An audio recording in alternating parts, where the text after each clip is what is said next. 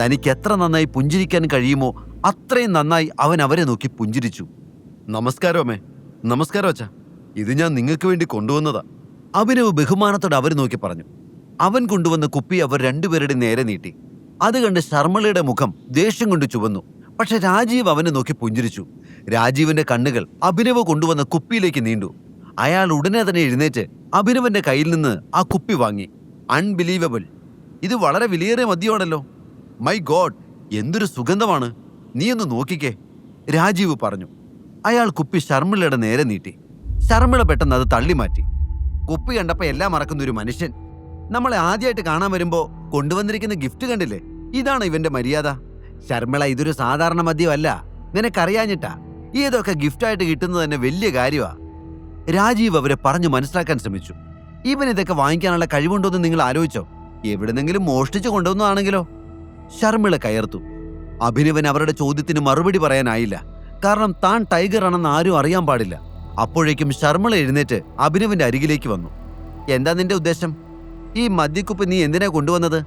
എന്റെ മകളുടെ ജീവിതം തകർത്തതും പോരാഞ്ഞിട്ട് ഞങ്ങളെ കൂടി കുടിപ്പിച്ച് കിടത്താനാണോ നിന്റെ ഉദ്ദേശം? ശർമ്മിള ദേഷ്യത്തോടെ ചോദിച്ചു. ശർമ്മിള പറഞ്ഞത് അഭിനവൻ ഒട്ടും ഇഷ്ടപ്പെട്ടില്ല. എങ്കിലും അവരുടെ ഭാഗത്തു നിന്ന് അവൻ ചിന്തിച്ചു. സ്വന്തം മകളെയാണ് കാണരുതാത്ത സാഹചര്യത്തിൽ കാണേണ്ടി വന്നത്. ഏതൊരു രക്ഷിതാവും ഇങ്ങനെ തന്നെയായിരിക്കും പ്രതികരിക്കുക. അമ്മ എന്നെ തെറ്റിദ്ധരിച്ചിരിക്കുകയാണ്. ഞാൻ മനഃപൂർവ്വം ഒന്നും ചെയ്തിട്ടില്ല, അഭിനവ് പറഞ്ഞു. അപ്പൊ എന്റെ മകളോടൊപ്പം ആ മുറിയിലുണ്ടായിരുന്നത് നിന്റെ പ്രേതമാണോ? നിന്റെ ഈ നാടകമൊക്കെ ഈ സ്വത്ത് തട്ടിയെടുക്കാനാണെന്ന് എനിക്കറിയാം. അല്ലെങ്കിൽ തെരുവിൽ തെണ്ടി നടക്കേണ്ട നീ ഇങ്ങനെയൊന്നും ചെയ്യില്ലായിരുന്നു. ശർമ്മിളയുടെ വാക്കുകൾ അഭിനവനെ വല്ലാതെ അസ്വസ്ഥനാക്കി. എന്തു പറഞ്ഞാലും ഇപ്പോൾ അനന്യയുടെ അമ്മ വിശ്വസിക്കില്ല എന്ന് അഭിനവന് തോന്നി. അതുകൊണ്ട് തന്നെ അവനൊന്നും മിണ്ടാതെ നിന്നു. നിനക്കെന്താ വായി നാക്കില്ലേ? പന്ന! അവർ ദേഷ്യത്തോടെ അഭിനവന്റെ കോളറിൽ പിടിക്കാൻ ശ്രമിച്ചപ്പോൾ രാജീവ് ഇടപെട്ടു. ശർമ്മിള, പരസ്പരം ചെളിവാരി എറിഞ്ഞിട്ട് എന്താ പ്രയോജനം? നീ ഇവിടെ വന്നിരിക്കേ, രാജീവ് പറഞ്ഞു. ശർമ്മിള അപ്പോഴും ദേഷ്യത്തോടെ അഭിനവനെ നോക്കുകയായിരുന്നു. അഭിനവ് ഇരിക്കൂ, നമുക്ക് സംസാരിക്കാം, രാജീവ് പറഞ്ഞു. അത് കേട്ടതും അഭിനവ് അവരുടെ അരികിൽ ചെന്നിരുന്നു. കാര്യമൊക്കെ ഞങ്ങൾക്ക് മനസ്സിലായി. അനന്യയ്ക്കും തനിക്കും ഒന്നും അറിയില്ല. ഇതൊരു ട്രാപ്പായിരുന്നു എന്ന് എനിക്കും ഇപ്പൊ തോന്നുന്നുണ്ട്. ചിലപ്പോ ഇങ്ങനെയൊക്കെ നടക്കണമെന്നായിരിക്കും ദൈവനിശ്ചയം. എല്ലാവരും അറിഞ്ഞ സ്ഥിതിക്ക് ഇനി നിങ്ങൾ തമ്മിലുള്ള വിവാഹം നടക്കട്ടെ, രാജീവ് പറഞ്ഞു. അത് കേട്ട് അഭിനവ് തലയാട്ടി. അനന്യ തന്റെ കൂടെ റൂം ഷെയർ ചെയ്തു എന്ന് ഇപ്പോൾ എല്ലാവരും അറിഞ്ഞിട്ടുണ്ട്. താൻ നാളെ അവളെ ഏറ്റെടുത്തില്ലെങ്കിൽ ആളുകൾ പല കഥകളും ഉണ്ടാക്കി പറയും. അനന്യയുടെ പേര് കളങ്കപ്പെടുത്താൻ അവൻ ആഗ്രഹിച്ചില്ല. അതുകൊണ്ട് ഈ വിവാഹം നടക്കുകയാണെങ്കിൽ നടക്കട്ടെ എന്ന് അഭിനവും തീരുമാനിച്ചു. ആട്ടെ, നീ എന്ത് ജോലിയാ ചെയ്യുന്നേ? അയാൾ ചോദിച്ചു. ഞാനൊരു ഡെലിവറി ബോയ് ആയിരുന്നു, പക്ഷെ ഇന്ന് എന്നെ ജോലിയിൽ നിന്ന് പിരിച്ചുവിട്ടു, അഭിനവ് സത്യം പറഞ്ഞു. അഭിനവ് പറഞ്ഞ വാക്കുകൾ ഒരു ബോംബ് പോലെ അവർ രണ്ടുപേരിലും പതിച്ചു. ശർമ്മിള എന്തെങ്കിലും പറയുന്നതിന് മുൻപ് തന്നെ രാജീവ് പറഞ്ഞു. കുഴപ്പമില്ല, പക്ഷെ നീ പെട്ടെന്നൊരു പുതിയ ജോലി കണ്ടുപിടിക്കണം. ജോലിയില്ലാതെ എന്റെ മകളെ നിയമപരമായി വിവാഹം കഴിക്കാൻ പറ്റില്ല. അതിൽ വേറെയും പ്രശ്നങ്ങളുണ്ട്. അഭിനവ് അത് സമ്മതിച്ചുകൊണ്ട് തലയാട്ടി. എന്നാ പിന്നെ അഭിനവ് പോയിക്കോളൂ, ബാക്കി എല്ലാ കാര്യങ്ങളും നമുക്ക് പിന്നീട് സംസാരിക്കാം, രാജീവ് ശാന്തമായി പറഞ്ഞു. അഭിനവ് എഴുന്നേറ്റ് പുറത്തേക്ക് പോകാൻ തുടങ്ങി. അപ്പോഴേക്കും ശർമ്മിളയുടെ ഉള്ളിൽ ദേഷ്യം വീണ്ടും തിളച്ചു മറിഞ്ഞു. അവർ അഭിനവ് പോകുന്നത് കത്തുന്ന കണ്ണുകളോടെ നോക്കി. പോക്കറ്റിൽ 10 രൂപയില്ല, പക്ഷെ അഹങ്കാരത്തിന് ഒരു കുറവുമില്ല. അവൻ പറഞ്ഞത് കേട്ടില്ലേ, ഒരു ഡെലിവറി ബോയ് ആയിരുന്നത്രേ. എന്നാൽ ആ ജോലി പോലും ഇപ്പൊ ഇല്ല. ഇനി പുതിയത് കണ്ടുപിടിച്ചിട്ട് വേണം ജീവിക്കാൻ. ഇതുപോലൊരുത്തിന് ആരെങ്കിലും ജോലിക്ക് വെക്കുന്നു നിങ്ങൾക്ക് തോന്നുന്നുണ്ടോ? ശർമ്മിള രാജീവിനോട് ചോദിച്ചു. ഇത് കേട്ട് അഭി തിരിഞ്ഞു നോക്കി. വെക്കും. എന്തായാലും നിങ്ങളുടെ മകളുടെ കഴുത്തിൽ താലി കെട്ടുമ്പോൾ എനിക്കൊരു നല്ല ജോലി ഉണ്ടായിരിക്കും, അഭിനവ് ശർമ്മിളയെ നോക്കി പറഞ്ഞു. ഉണ്ടാവും, കളക്ടർ ഉദ്യോഗം തന്നെ നിനക്ക് കിട്ടും, ശർമ്മിള കളിയാക്കി. ഇത് കേട്ടതും രാജീവ് എഴുന്നേറ്റ് അഭിനവന്റെ അരികിലേക്ക് ചെന്നു. എനിക്ക് നിന്റെ കോൺഫിഡൻസ് ഇഷ്ടമായി. ആത്മവിശ്വാസം കൊണ്ട് എന്തും നേടിയെടുക്കാൻ കഴിയുമെന്നാണ് ഞാൻ വിശ്വസിക്കുന്നത്. യാതൊരു ബുദ്ധിമുട്ടും അറിയിക്കാതാണ് ഞാൻ എന്റെ മോളെ വളർത്തിയത്. നിന്റെ കയ്യിലേക്ക് ഏൽപ്പിക്കുമ്പോഴും അവളെ ആ രീതിയിൽ നോക്കാൻ നീ പ്രാപ്തനായിരിക്കണം. വേറെ ഒന്നും എനിക്കൊരു പ്രശ്നമല്ല, രാജീവ് പറഞ്ഞു. ഇത് കേട്ട് അഭിനവന്റെ മുഖത്ത് വലിയൊരു പുഞ്ചിരി വിരിഞ്ഞു. ശർമ്മിളയും രാജീവും അവിടെ നിന്ന് അകത്തേക്ക് പോയി. നേരം ഒരുപാട് വൈകിയിരുന്നു. ഈ സമയത്ത് തനിക്ക് വീട്ടിലേക്ക് പോകാൻ യാതൊരു വാഹനവും കിട്ടില്ല എന്ന് അഭിനവൻ അറിയാമായിരുന്നു. അതിനാൽ അനന്യയോട് സംസാരിച്ചിട്ട് അന്ന് അവിടെ കഴിയാമെന്നവൻ തീരുമാനിച്ചു. അങ്ങനെ അഭിനവ് ആ വലിയ വീട്ടിൽ അനന്യയുടെ റൂം തിരഞ്ഞ് കണ്ടുപിടിച്ചു. എന്നിട്ട് അവൻ വാതിലിൽ മുട്ടി. കുറച്ച് സെക്കൻഡുകൾക്ക് ശേഷം അനന്യ വാതിൽ തുറന്നു. ഡാർലിംഗ്, നേരെ ഒരുപാട് വൈകി. ഇപ്പൊ എനിക്ക് തിരിച്ചു പോകാൻ പറ്റില്ല. ഇന്നൊരു രാത്രി ഞാൻ നിന്റെ കൂടെ റൂമിൽ അഡ്ജസ്റ്റ് ചെയ്തോട്ടെ, കളിയായി പറഞ്ഞുകൊണ്ട് അഭി അകത്തേക്ക് കയറാൻ ശ്രമിച്ചു. അനന്യ അവന്റെ മുന്നിൽ വാതിലടച്ചു. പക്ഷെ അഭിനവ് തന്റെ കാല് വെച്ച് വാതിലടയുന്നത് തടഞ്ഞു. അനന്യ വീണ്ടും വാതിൽ തുറന്നു. എന്താ? ദേഷ്യത്തോടെ അവൾ ചോദിച്ചു. കിടക്കാൻ കുറച്ച് സ്ഥലം താടോ, അഭിനവ് പറഞ്ഞു. അതിന് എന്റെ മുറിയിലേക്കാണോ തള്ളി വരേണ്ടത്? എന്റെ ജീവിതം ഇങ്ങനെ ആയത് താൻ ഒരാള് കാരണോ? ഇനിയും മതിയായില്ല തനിക്ക്.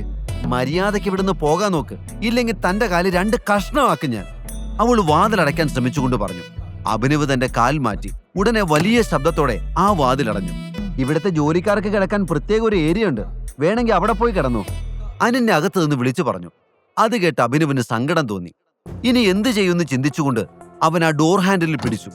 അകത്ത് വാതിലിനിടയിലെ വിടവിലൂടെ അപ്പോഴും അഭിനവിന്റെ നിഴൽ കണ്ട് ഭയന്ന് നിൽക്കുകയായിരുന്നു അനന്യ. ഇത്രയുമായിട്ട് അവൻ പോകാത്തത് എന്താണെന്ന് അവൾ ചിന്തിച്ചു. മേശപ്പുറത്തിരിക്കുന്ന കത്രിക എടുത്ത് അവൾ എന്തിനു തയ്യാറായി നിന്നു. അവൻ അപ്പോഴും അനന്യയുടെ മുറിയുടെ പുറത്ത് നിൽക്കുകയായിരുന്നു. ബാക്കി മുറികളിലൊന്നും തനിക്ക് സ്ഥലം കിട്ടില്ലെന്ന് അറിയാമായിരുന്നതുകൊണ്ട് അഭിനവ് ആ വീട്ടിലെ ജോലിക്കാർ ഉറങ്ങുന്നിടത്തേക്ക് പോയി. അവിടെ ഭാഗ്യവശാൽ ഒരു കട്ടിൽ ഒഴിഞ്ഞു കിടക്കുന്നത് അവൻ കണ്ടു. പകല് മുഴുവൻ അധ്വാനിച്ച് ക്ഷീണത്തോടെ വന്ന് കിടന്നുറങ്ങുന്ന ജോലിക്കാർ അവൻ വന്നതും അവരുടെ കൂടെ കിടന്നതും ഒന്നും ശ്രദ്ധിച്ചില്ല. ഓരോന്ന് ചിന്തിച്ച് അബി ഒന്ന് കണ്ണടച്ചപ്പോഴേക്കും നേരം ഒരുപാട് വൈകിയിരുന്നു. എങ്കിലും രാവിലെ നേരത്തെ തന്നെ അവൻ ഉണർന്നു. വിക്രം പറഞ്ഞതുപോലെ റെഡിയായി അവൻ SR പ്രൈവറ്റ് ലിമിറ്റഡ് എന്ന കമ്പനിയിലെത്തി. ഓഫീസിനുള്ളിലേക്ക് പ്രവേശിക്കാൻ നോക്കുമ്പോൾ അകത്തു നിന്നും സൗരവ് മേനോൻ ഇറങ്ങുന്നത് അവൻ കണ്ടു. സൗരവ് അവനെയും കണ്ടിരുന്നു. സൗരവ് കൗശലപൂർവ്വം അവനെ ഒന്ന് നോക്കി പുഞ്ചിരിച്ചു. സെക്യൂരിറ്റി, നിങ്ങൾ എന്ത് നോക്കി നിൽക്കുക? സൗരവ് അങ്ങനെ വിളിച്ചു പറഞ്ഞതും സെക്യൂരിറ്റിക്കാർ അവന്റെ അരികിലേക്ക് ഓടിയെത്തി. ഈ ദരിദ്രാവസ്ഥ അകത്തേക്ക് വിടരുത്. വിക്രം സാറിനെ ശല്യപ്പെടുത്താൻ ഇവൻ വന്നിരിക്കുന്നത്. ഇവനെങ്ങാനും അകത്ത് പോയാൽ നിങ്ങളുടെ ജോലി തെറിക്കുന്നുള്ള കാര്യത്തിൽ യാതൊരു സംശയവും വേണ്ട. ഇത് കേട്ട ഉടനെ സെക്യൂരിറ്റിക്കാർ അഭിനവന്റെ വഴി തടഞ്ഞു നിന്നു. ഉടൻ സൗരവ് അഭിനവന്റെ അരികിലേക്ക് വന്നു. അഭിനവ്, ഞാൻ ഫ്രീ ആയിട്ട് നിനക്കൊരു ഉപദേശം തരാം. വല്ല കൂലിപ്പണിക്ക് പോയി ജീവിക്കാൻ നോക്ക്.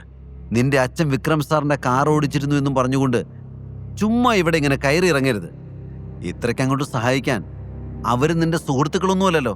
നിന്റെ അച്ഛൻ വിക്രം സാറിന്റെ വെറും ഒരു ഡ്രൈവർ മാത്രമായിരുന്നില്ലേ? സൗരവന്റെ വാക്കുകൾ കേട്ട് അഭിനവ് ചിരിച്ചു. ഓഫീസിന് മുന്നിൽ വെച്ച് അനാവശ്യമായ ഒരു പ്രശ്നമുണ്ടാക്കാൻ അവൻ ആഗ്രഹിച്ചില്ല. പക്ഷെ സൗരവനൊന്ന് കളിയാക്കണമെന്ന് അവൻ കരുതി. എന്നിട്ട് ഫോൺ കയ്യിലെടുത്ത് വിക്രമിന്റെ നമ്പർ ഡയൽ ചെയ്യാൻ ശ്രമിച്ചുകൊണ്ട് അബി അവനെ നോക്കി കുനിഞ്ഞ് കൈകൊണ്ട് വാപൊത്തിപ്പിടിച്ച് ഓച്ചാനിച്ച് നിൽക്കുന്ന ആക്ഷൻ കാണിച്ചു. ഓംബ്ര, അടിയനുടനെ പൊയ്ക്കോളാമേ. അവൻ പറഞ്ഞത് കേട്ട് സൗരവ് ദേഷ്യത്തോടെ മുന്നോട്ട് വന്നു. അപ്പോൾ അബി പറഞ്ഞു, എന്താണ് നിനക്ക് ഡ്രൈവർമാരുടെ ഒരു പുച്ഛം? വിക്രം സാറിന്റെ ജീവൻ സ്റ്റിയറിംഗിൽ പിടിച്ചിരുന്ന ആളായിരുന്നു എന്റെ അച്ഛൻ. അതൊന്നും നിന്നെപ്പോലുള്ള അമൂൽ ബേബിക്ക് മനസ്സിലാവില്ല. വിരലും വായിലിട്ട് പോയി നിന്റെ പണി നോക്കടാ. അപ്പോഴേക്കും കറുത്ത സ്കേർട്ടും വെളുത്ത ഷർട്ടും ധരിച്ച ഒരു പെൺകുട്ടി അവന്റെ അടുത്തേക്ക് നടന്നു വന്നു. അവൾ വന്ന ഉടനെ അഭിനവിനെ ഒന്ന് നോക്കി. ശേഷം സെക്യൂരിറ്റിക്കാരുടെ അടുത്തേക്ക് ചെന്നു. വിക്രമിന്റെ പേഴ്സണൽ സെക്രട്ടറി ജെന്നിഫർ ആയിരുന്നു അത്. നിങ്ങൾ പോയിക്കോളൂ, ഇയാളുടെ കാര്യം ഞാൻ നോക്കിക്കോളാം, അവൾ സെക്യൂരിറ്റിയോട് പറഞ്ഞു. ഇത് കണ്ട് സൗരവിന് തന്റെ ബോധം നഷ്ടപ്പെടുന്നത് പോലെ തോന്നി. അന്ന് പാർട്ടിയിലും ഇപ്പോൾ ഇവിടെയും അഭിനവ് സൗരവിനെ ഞെട്ടിച്ചു. ഈ രണ്ടിടത്തും അഭി നാണം കെടുന്നത് കാണാൻ സൗരവ് കാത്തിരുന്നു. എന്നാൽ നിരാശയായിരുന്നു ഫലം. സൗരവ് എന്തോ പറയാൻ വേണ്ടി ശ്രമിച്ചതും വിക്രമിന്റെ സെക്രട്ടറി ജെന്നിഫർ അവനോട് നിശബ്ദനായിരിക്കാൻ ആംഗ്യം കാണിച്ചു. അതോടെ അഭിനവിന്റെ മുന്നിൽ താൻ നാണം കെട്ടതുപോലെ സൗരവിന് തോന്നി. അയാളുടെ മുഖം കണ്ടപ്പോൾ അഭിനവിന് വളരെ സന്തോഷം തോന്നി. സാറ്റിസ്ഫാക്ഷൻ അറ്റ് പീക്ക്, അഭിനവ് ചിന്തിച്ചു. സൗരവിനെ നോക്കി ചിരിച്ചുകൊണ്ട് അവൻ ജെന്നിഫറോടൊത്ത് അകത്തേക്ക് പോയി. ഞാൻ വരുന്ന കാര്യം വിക്രം നിങ്ങളോട് പറഞ്ഞിരുന്നു, അഭിനവ് ചോദിച്ചു. ഇത് കേട്ട ഉടനെ ജെന്നിഫറിന്റെ നെറ്റി ചുളിഞ്ഞു. ഇവിടെ ജോലിക്ക് വന്ന അഭിനവിനെ പോലെ ഒരാൾ വിക്രം സാറിനെ പേര് വിളിച്ചത് തന്നെ അവൾക്ക് ഒട്ടും ഇഷ്ടപ്പെട്ടില്ല. അവൾ മനഃപൂർവ്വം അഭിനവിന് മറുപടി നൽകിയില്ല. ജെന്നിഫർ അഭിനവിനെ ഒന്ന് നോക്കുക പോലും ചെയ്യാതെ തന്റെ ക്യാബിൻ ഡോർ തുറന്ന് അകത്തേക്ക് കയറി. അഭിനവും അവളുടെ പുറകെ അകത്തേക്ക് കയറി. നിങ്ങൾ എന്റെ ചോദ്യത്തിന് ഉത്തരം തന്നില്ലല്ലോ, ചെവി കേൾക്കുന്നില്ലെന്നുണ്ടോ? അഭിനവ് ചോദിച്ചു. എക്സ്ക്യൂസ് മീ, ജെന്നിഫർ അഭിനവിനോട് പറഞ്ഞു. ശേഷം അവൾ മേശപ്പുറത്ത് എന്തോ പരുതാൻ തുടങ്ങി. അവളുടെ പെരുമാറ്റത്തിൽ നിന്നും അവൾക്ക് തന്നെ ഇഷ്ടമായില്ലെന്ന് അഭിനവിന് മനസ്സിലായി. ജെന്നിഫർ തന്റെ മേശപ്പുറത്ത് വെച്ചിരുന്ന ഒരു പേപ്പർ എടുത്ത് അഭിനവിന്റെ നേരെ നീട്ടി. അഭിനവ് ആ പേപ്പർ വാങ്ങി വായിക്കാൻ തുടങ്ങി. ആ പേപ്പറിൽ അഭിനവിന് ചെയ്യാൻ കഴിയുന്ന ജോലികളുടെ പേരുകൾ എഴുതിയിരുന്നു. അഭിനവ് ഏത് ജോലി ചെയ്യണമെന്ന് തീരുമാനിക്കാനുള്ള അവകാശവും വിക്രം അവന് നൽകിയിരുന്നു. അഭിനവ് ലിസ്റ്റിൽ ശ്രദ്ധ കേന്ദ്രീകരിച്ചു. അതിൽ ചില ജോലികളുടെ മുകളിൽ നക്ഷത്രചിഹ്നം ഇട്ടിരിക്കുന്നത് കണ്ട് അവൻ ജെന്നിഫറെ നോക്കി. ഇതിലൊക്കെ എന്താ സ്റ്റാർ ഇട്ടിരിക്കുന്നത്? അവൻ ജെന്നിഫറോട് ചോദിച്ചു.